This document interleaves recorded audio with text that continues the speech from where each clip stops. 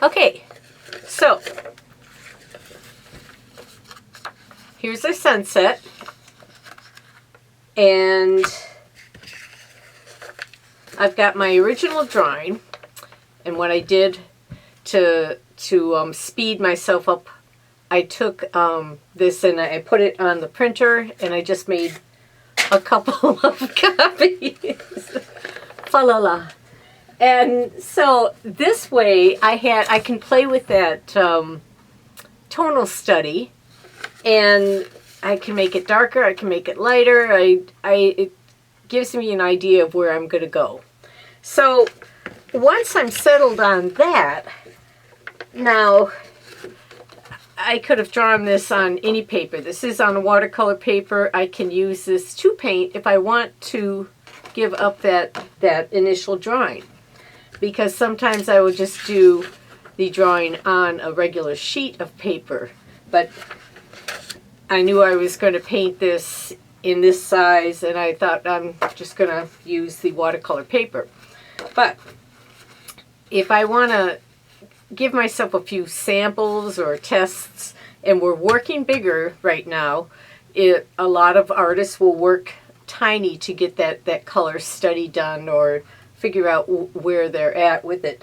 But just for your visual, to give you a better overhead view, I'm going to keep working with that 9x12 format. And so we'll be working on a little bit larger image. But first, what I want to show you, there's a lot of different ways that you can take your drawing and then transfer it to your piece of final watercolor paper that you're going to make your big masterpiece on. And so today I'm just going to show you one of them. So I took my original drawing, put it on the printer. Here I have my copy. And you probably have done this at some point in your life, but if you haven't, welcome to the world of making your own carbon paper.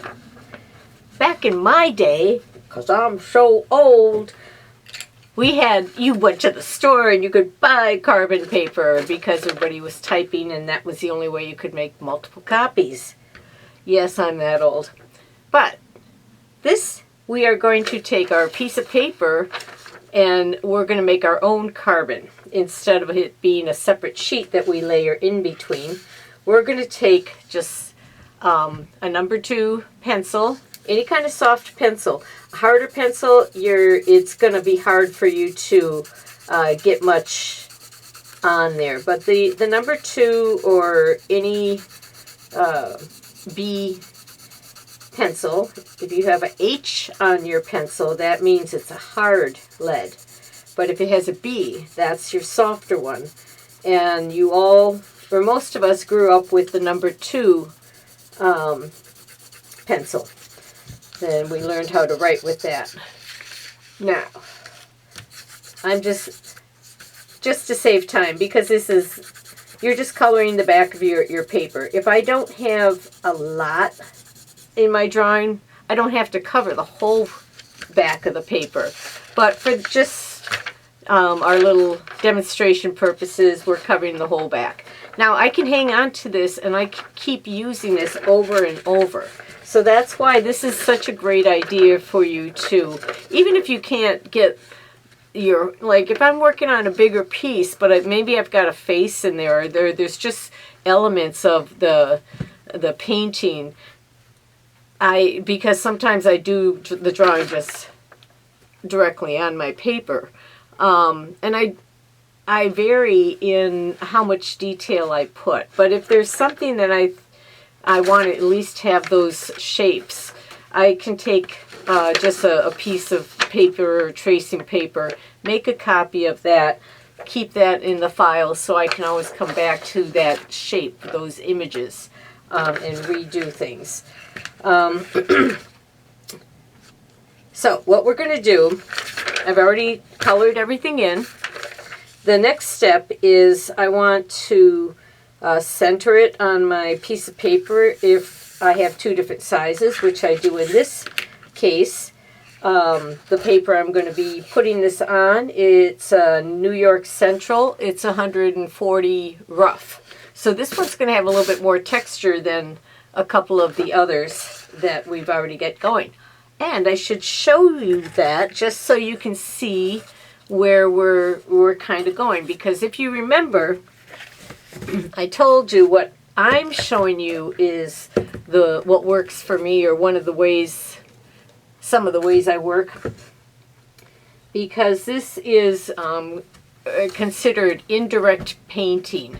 When you put down a layer, let it dry, come back a second time, put another layer or whatever you're doing. You can keep doing that as many times as you want, and that's where if you're working with translucent watercolors, you can build up that depth and the translucency. It's pretty cool.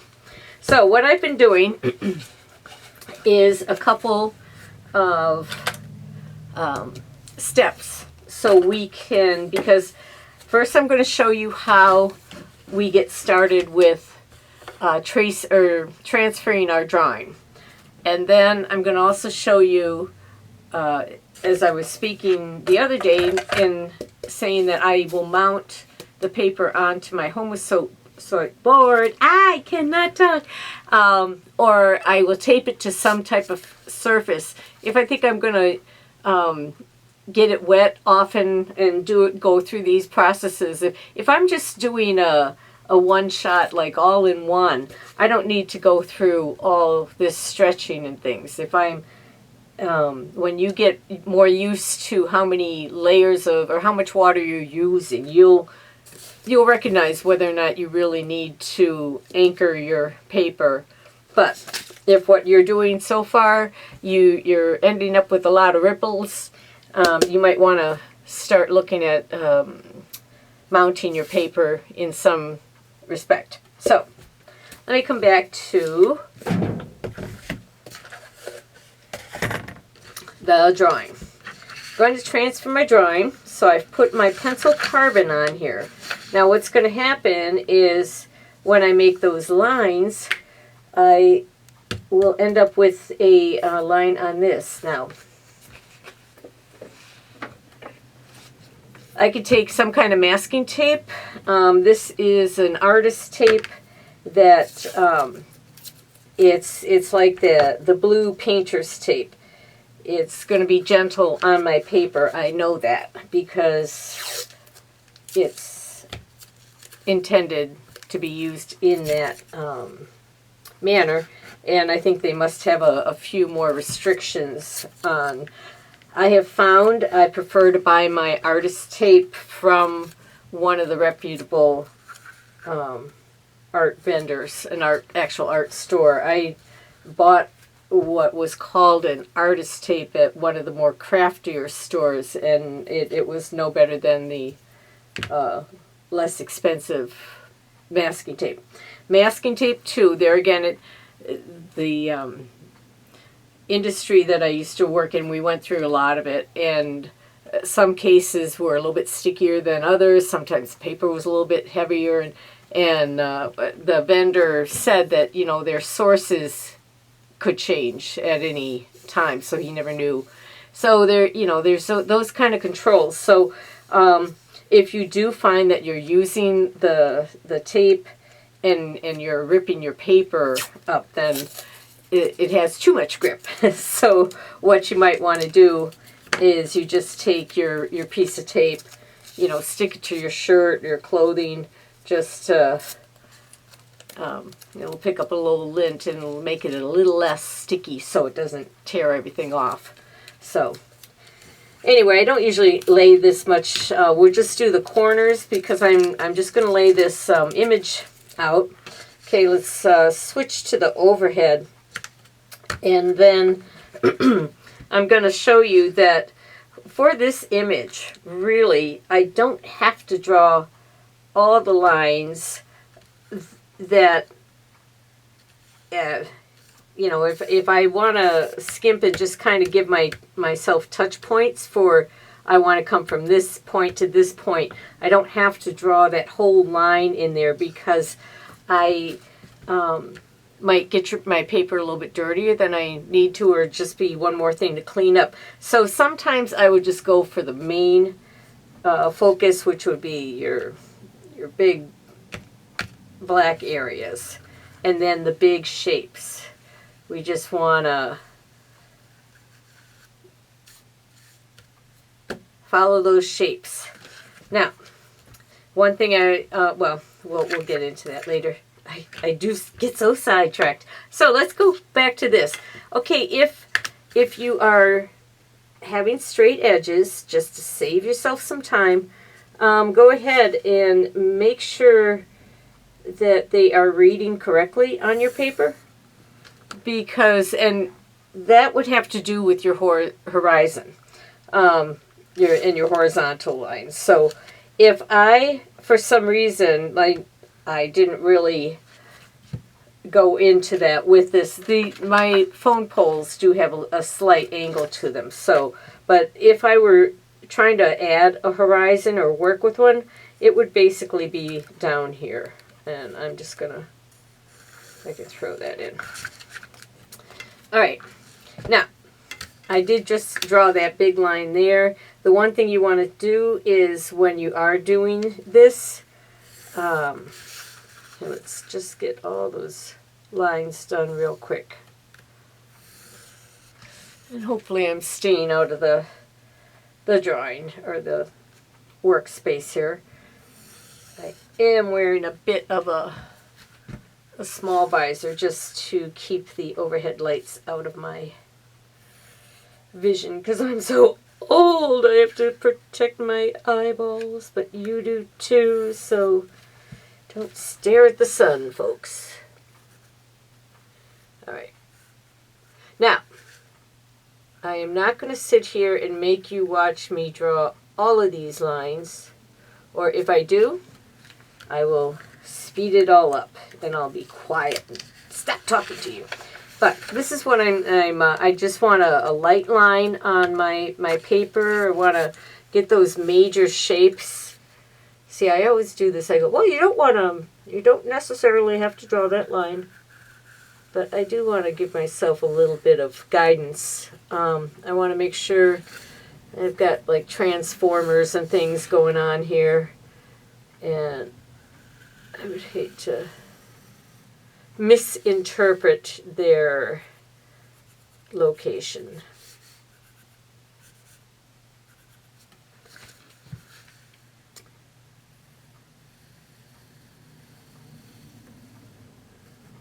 There we go. So just even for your purposes, you can see the lines that I've drawn so far. And as you can tell, it'll take me probably easy of, I don't know, 20 minutes to finish doing that. But I'm not going to make you sit here and watch me do that for 20 minutes. Unless I'm just a quiet girl. All right. Do you want to watch the whole thing? All right, let's do that. I'm quiet now. Oh, no, I can't do that. I'm not going to, because then I'm going to lay into my shot. All right. I will not make you look at the whole thing. We'll just take our original, which already has all our pencil lines on it, and I'm going to show you how I mount the paper when I am stapling it to my Homo soap board. All right. Now, the reason I'm doing this is because I'm expecting a lot of washes, and I'm going to use the paper wet a lot. If I'm not expecting to do that, I'm not going to need to, or I won't go through all these steps. But I have my boards, I just cut them in different sizes, and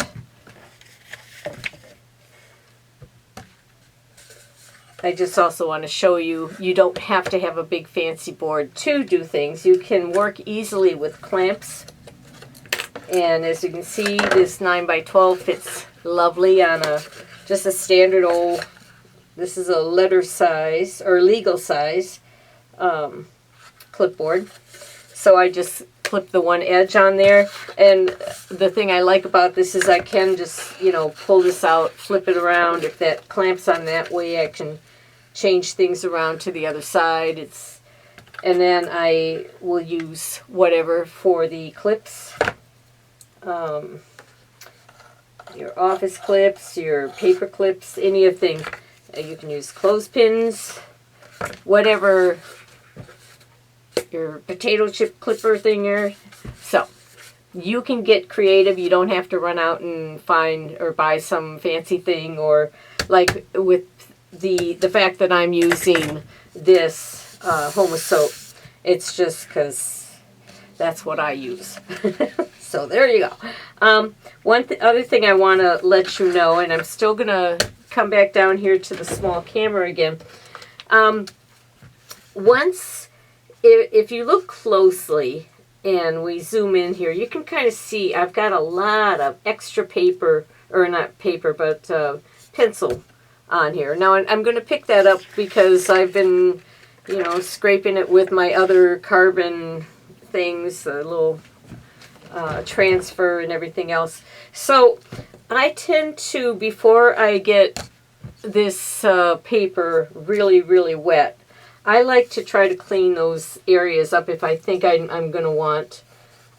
If it's in an area where I know I'm going to get pretty dark with the layers, I'll just leave it. It's not a big deal. But if it's some area, and as you know in our picture here, this is a very central large area, and that's our lightest light.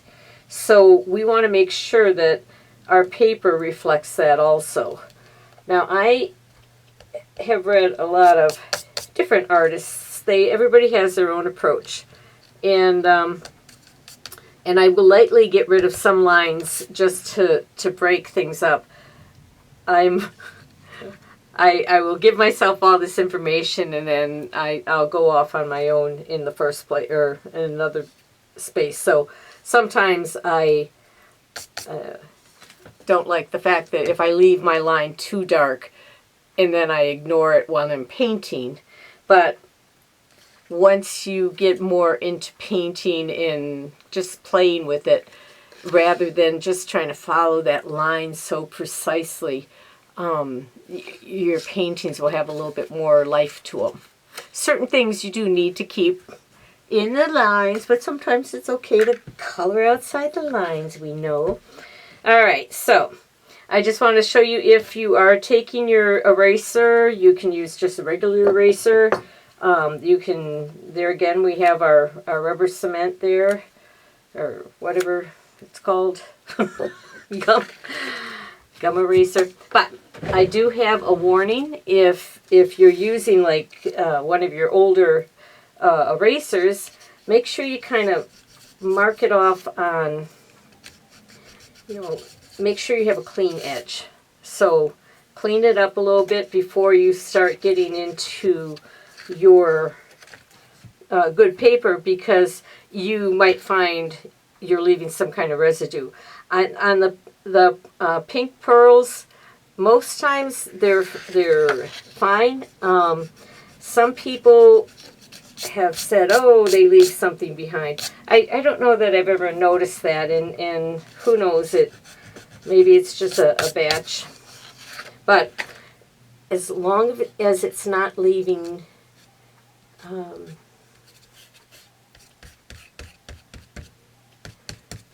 another mark that you don't want, just go ahead and kind of wipe some of those areas down. Now, I am stretching my paper. So the next thing I am going to do, now I've taken this paper and put it in a tray, and I write myself notes. I'm just going to sit here and spritz.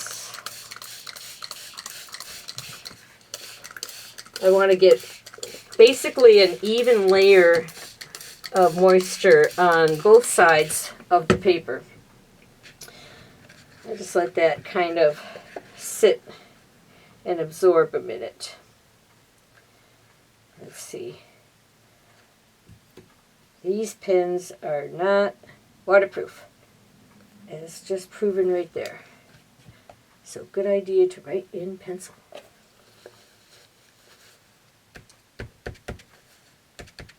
So, flipping, and now I am spritzing this side. As I began to say, I can stick this in a tray of water. You'd like if you had a tray, an old baking sheet or something big enough to hold your piece of paper. That's a good thing that you would have around the house in the first place that you could use to pre-soak your paper. The reason why you're doing this is basically your paper. This is 100% cotton, and so it's basically a piece of fabric, as I like to think. The artist Wendy Hale, great Boston artist, she mentioned that. She says it's just another piece of fabric, and which it is. So, what we're doing, if you like to visualize what's going on here, is we are saturating this to the point that it's wet all the way through, down to the core. Okay, so with that, it kind of relaxes those fibers, and I'm going to be able to get a little bit of a stretch.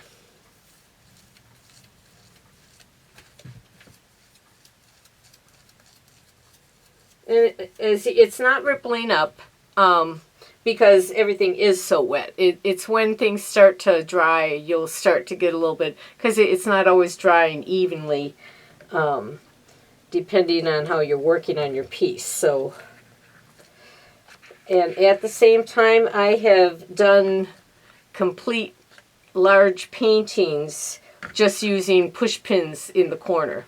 And so it depends on how wet you work, what your techniques are in mind. For what we're doing today, I'm gonna work really wet on wet. So I am actually going to start laying in that first initial color, so you can see that. And but first, we will get this stretched, and then we'll take another pause. Right now, I'm just, to be obnoxious, I'm doing a little pull on my paper. You don't have to do this, but I add a little tension to it. I worked in silk screening for years, and we hand stretched the majority of our screens. We had a few of the roller screens, but for the most part, we were doing all cord,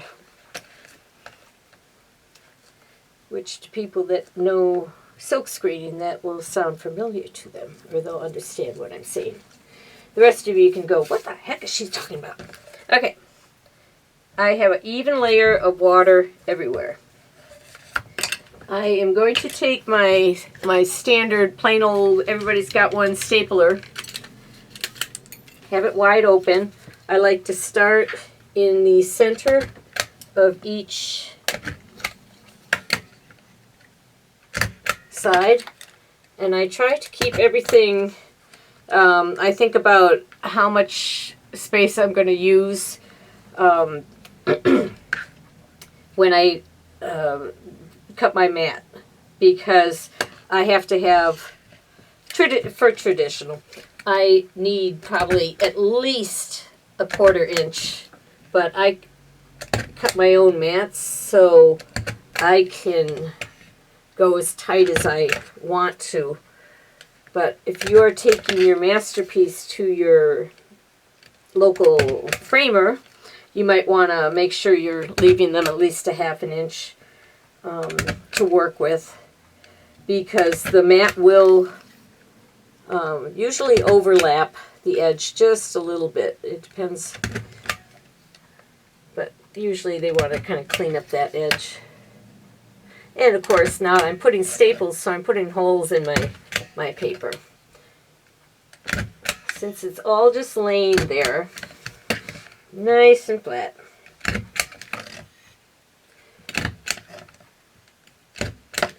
Alright, so I said I was going to start this one wet on wet, and I lied because I need to stop and go make dinner. So I will come back and re-wet this, and then we will pretend that I went from this point to that point. And as long as she actually leaves.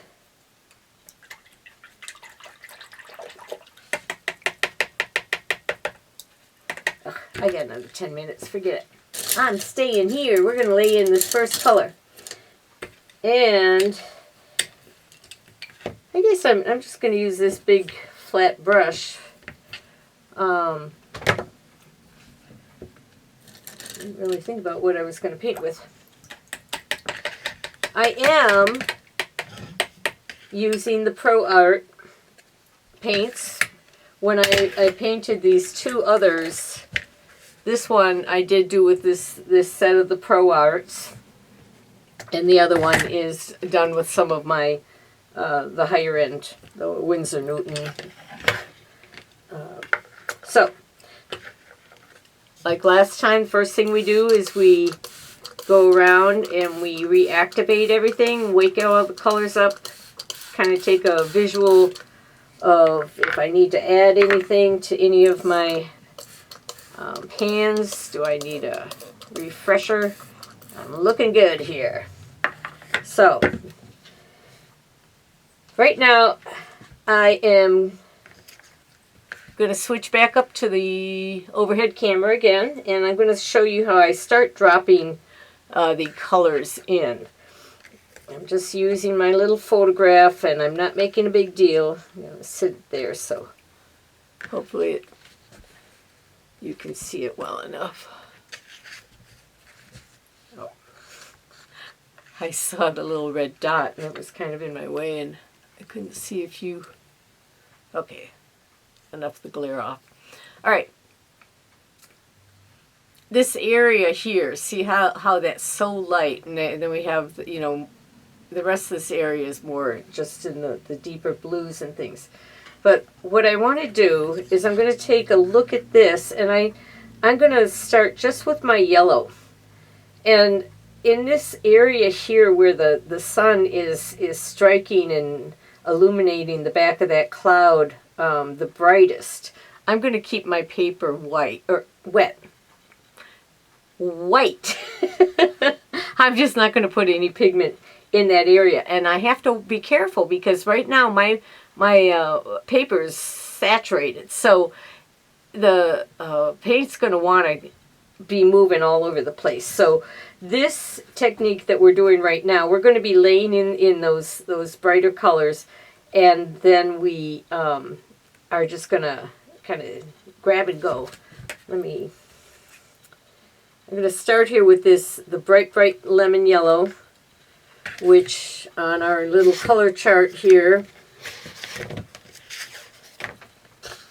this is our lemon yellow. It's our brightest yellow. It's it would be our primary yellow. So that'd be the lemon yellow. The crimson red would be your other primary. Here's my lemon yellow, my crimson red, and my ultramarine blue. So this is the set I'm working with. We'll do another color wheel on another session so you can make your own color wheel. All right.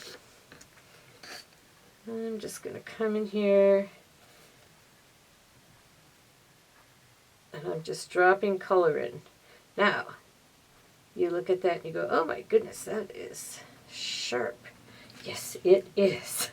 It's a cold yellow, but we don't have to keep it that way. breaking up my line. If an area looks too dark to me, I can add more water. My paper's locked down at this point, so it's not going to go anywhere.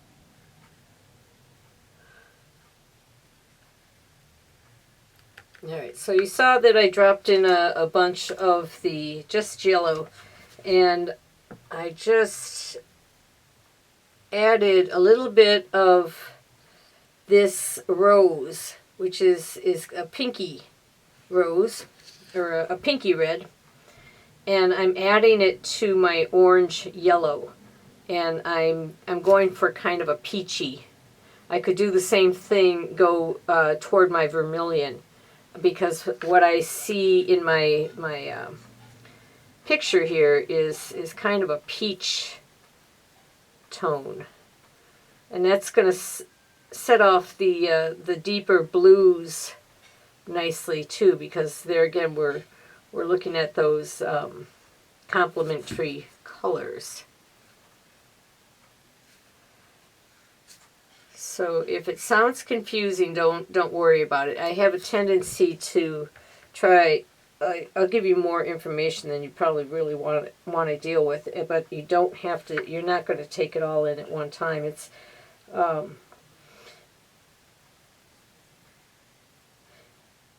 it does have to do with I think that as a kid I probably just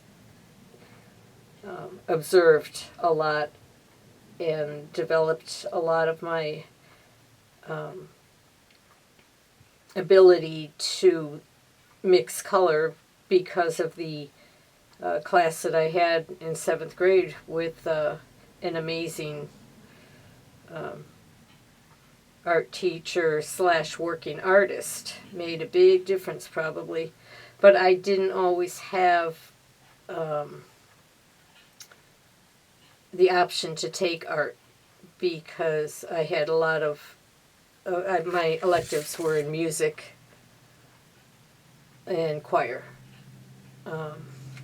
and you only had 2 choices, and so the music usually won out, and art I was like, oh, I can do that at home, but it probably would have given me a lot better base in drawing skills as far as just working with tonal and black and white and things. So I'm kind of blocking in some of these areas that I know are going to be getting darker, just so they can also develop.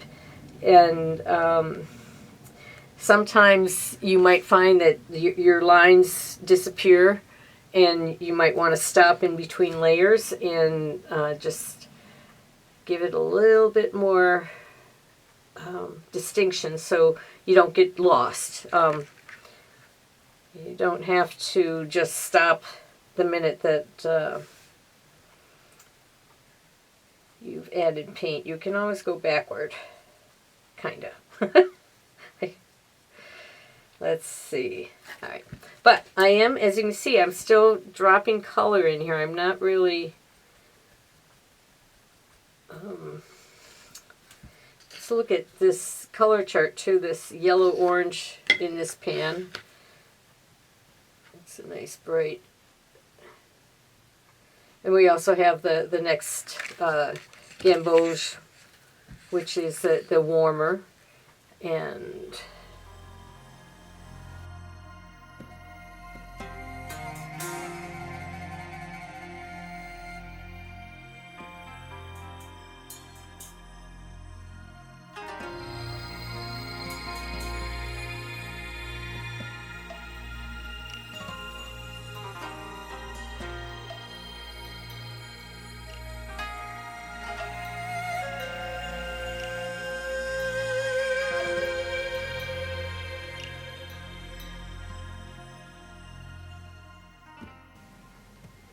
I can continue to soften any of these areas that I think stand out too much at this point.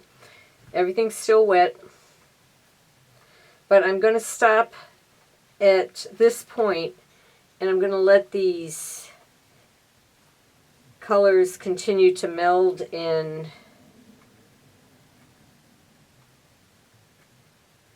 We'll come back and go to our next layer. Alrighty, let's get this show on the road. So, last you saw, and you probably didn't even notice because we spliced it so well. Okay, this is where we left off. We we did our drawing, and then we took scans and copied our drawings so we had something we could use our value study for. And now, earlier we learned how to transfer, taking one of those copies from the copier and using our pencil to turn it into a carbon, putting it on our good paper, taking our good paper and wetting it on both sides. And for me, I am stretching my paper by stapling it into this board. And now it's totally dry now. Before we stopped, because this is called indirect watercolor, where I'm going to build up layers and I can dry in between. So we have our first layer here, and it's all dry. One thing I'm going to mention to you right now, and maybe we'll just come down here and switch to the little camera. As I was tidying up here, I came across my erasers I used earlier, which reminded me that now that our paper is dry, completely dry though, don't let it have any moisture, and you can feel that by the coolness. And when you are touching your paper, you want to be, make sure you aren't, noshing on Doritos or anything, because if you pick up in those and get the food coloring, which is not good for you anyway, and the salt, also not good for us. Oh, darn. All right, forget. Just keep your hands clean. All right, so what I wanted to show you is, because how I was talking about the darkness of your pencil line and how sometimes that can be a little too much. And so since we are in a sky, and you heard me say, well, we're going to go pretty dark here, so I'm not that worried. But if I see that it looks pretty dark, all right, there again, I'm going to take a look at my the eraser I'm going to use. I'm going to take on my scrap paper. I just want to make sure I'm giving myself a nice clean edge, because I don't want to come along and accidentally swipe something in. Now, see, I can come in here and erase some of these lines. I'm still going to see, a shadow. So it's not like I'm reducing my access to that information. I'm just lightening it up, because right now it depending on how I end up painting it, it could be a big dark mark in an area that I decided needed to be a little lighter.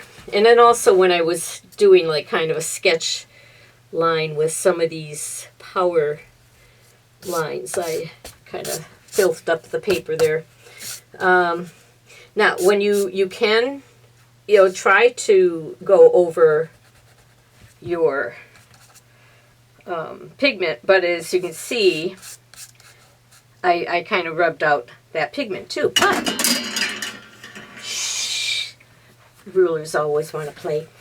So it's kind of another way that you could possibly bring back a light if things have gotten too dark. Usually I will wipe it up with water and bring it out, but I'm gonna say that it's probably something that I'm doing more because I am using a less expensive paint, because this was painted with our Pro Arts, which are the like a $10 set at any of your, and I just wanted to show you that you can still get some really great vibrancy even if you're not, well, you don't really want to start out with all the real expensive stuff. You might, you know, at least see if you enjoy it and start with that. Speaking of the difference, oh, see, I said go to the little one, but now we'll go back to the big camera. And here she's erasing some more things. Oh, look at that. Okay. This is the one that you saw yesterday as one of my started images. If it looks a little bit more intense, hopefully, because I did come back in here and I put another layer on. And I just want you to know this time I am using professional watercolors. So I have a different tray. I have one tray that I only have transparent paints on, basically, or pigments. This tray is kind of my experimental tray. And as all the wells are rather small, because I was so accustomed to the bigger wells in my other tray.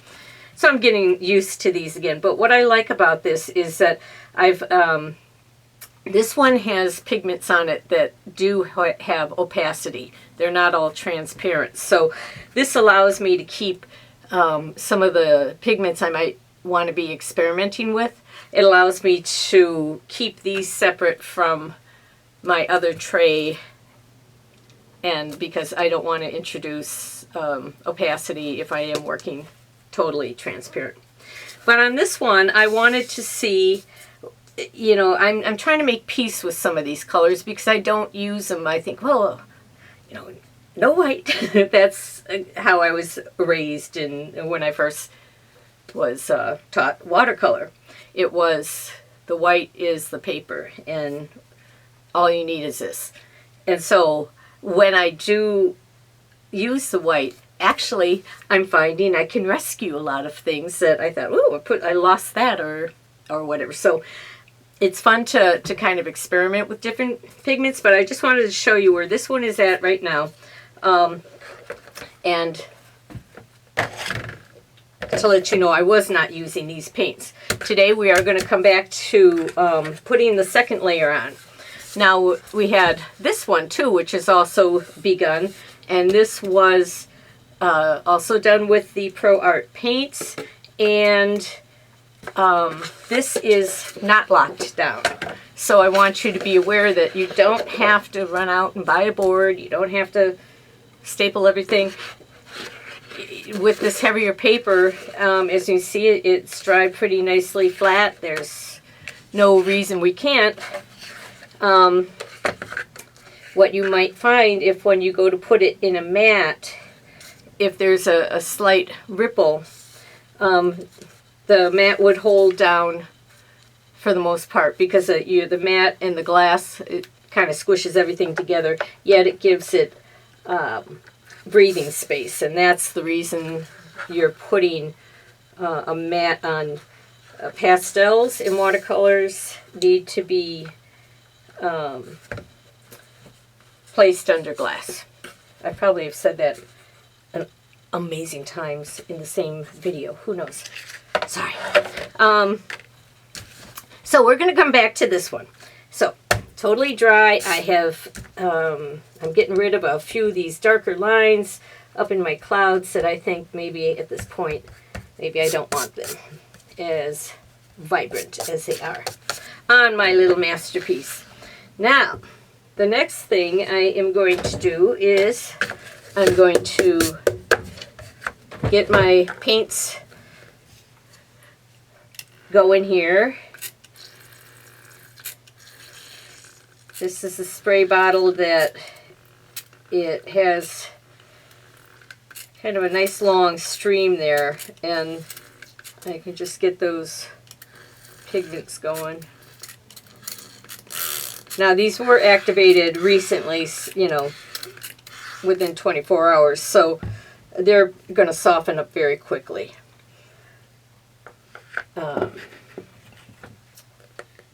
Same thing here.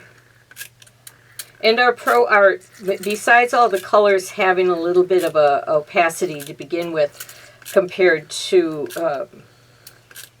some of the more professional, but it's minute. It's not major, as you can tell from this color wheel. And that's why I encourage you to, whatever your paints are, work on making a color wheel. We will have a segment on that just alone, and we'll get back to that. All right. Another thing I like to have is some kind of swatch paper that I can take the brush with. All right. It's dry. I'm going to take my softer mister. And I think what I'm going to do is, just so I'm not taking an hour just to show you, or to talk and do this. When I'm letting the water, I've got a really good puddle of water on here. What I'm going to do is, and don't be afraid to, you don't have to use a brush. You can use your hands if you want to soften some things too. I think what I'll do is I'll just kind of sit and drop some paint onto this and keep developing our sky, because I want you to know that this is, when I was working on this image, if this had been yesterday when we first stretched it and first dropped all of these colors in, I continued on and I dropped in the blues and the purples that you see in this painting. So all of this was done on the first wash. This is as far as I went on this first wash. So I'm kind of treating them a little bit differently, which is especially when I'm doing something like this where it's a sky, and I mean you could change your sky into a storm if you want, you know. But I am always curious, and I like to play with the colors to see what will they do, what can I make them do. And so what we're doing right now, we're not doing a lot of mixing before we drop the paint on, because there is a lot of colors within our options of these 18 colors that we can just go direct. You don't have to have mixing ability. You will just, it's just part of the way I think, is I'm a color mixer, and that's how I learned. And so my brain, the way it's been developed, is I will stare at things, and you'll, I keep telling you that, you'll develop that if you start staring at things, you'll start to see those colors. All right, I'm gonna, yesterday I laid all this in just with that flat brush. So I also will take one of the round brushes, and I'm using the less expensive, because I don't want you to think that you absolutely have to spend a lot of money initially when you're doing this. I began painting with not great brushes, but I didn't know that they weren't great, and they just did what they needed to do. So sometimes it's better to just experiment and not know that, oh, we're not supposed to do that with it. All right, going to put this to the side. I'm going to be quiet. I just wanted you to kind of understand what I am going to be doing. I will, if you see me dabbing at the paper with my paper towel. I might be showing you how to lighten things up. So we'll see how long she goes before she starts babbling. All right, so I'm going to be quiet now.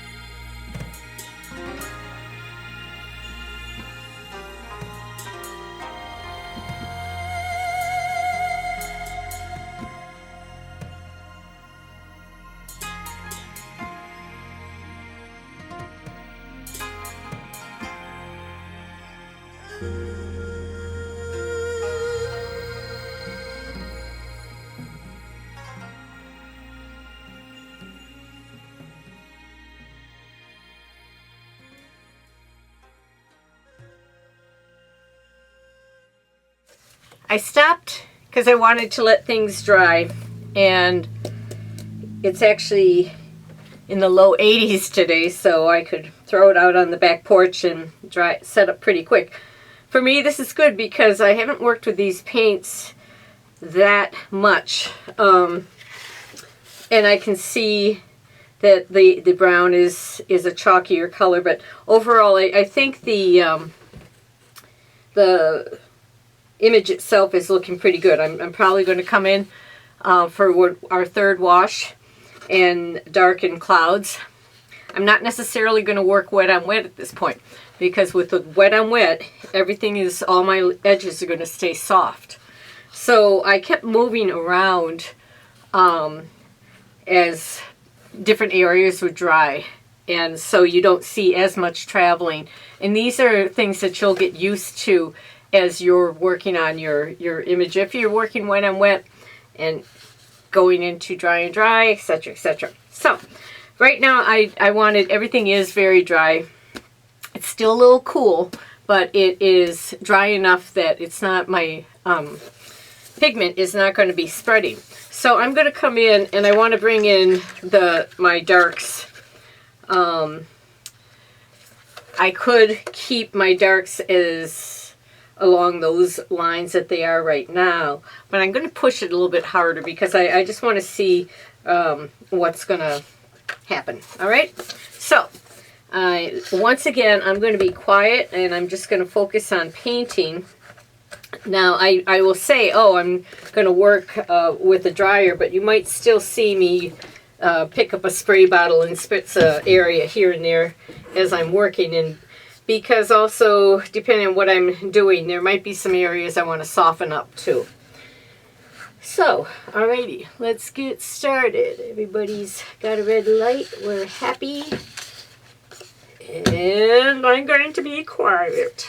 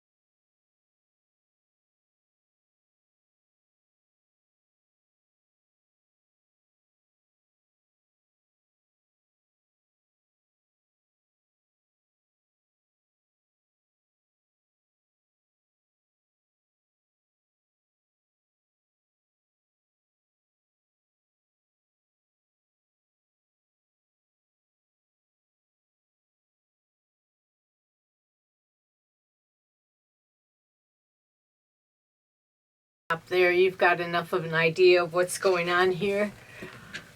So as you can see, you can continue to work. If I wanted to continue building up the colors, I can, but you know, it's experiment and like see what happens. As you see right now, I'm just kind of softening some of the paint edges I see as they begin to dry. And as you saw, I was coming on some very wet areas with that black line, which makes it go pacoom. So think of things that as you're working now, if this bothered you, oops, it's not dry yet. These paints are thick enough that you might be able to, because that's actually where I was fighting with this yellow, because there was so much of the actual pigment. I'm working without a working palette, which is my habit is I tap my color out on my palette before I hit the substrate, because I will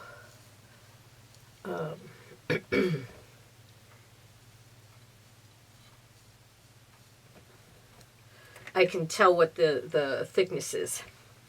Well, see, I'm just drawing your attention to that, so we're just going to let that dry and ignore it. So anyway, that's enough for this. You've got the general idea of what happens when you just take your, you know, that little favorite photo you have. You know, use a photo that interests you. You know, the sunset was so dynamic, but what really got it was just all those wires going all everywhere.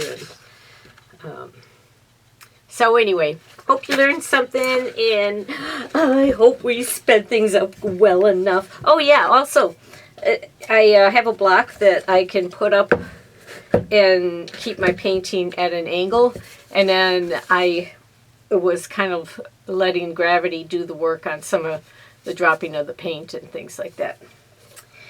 All those kind of things like that. How many times has she said that?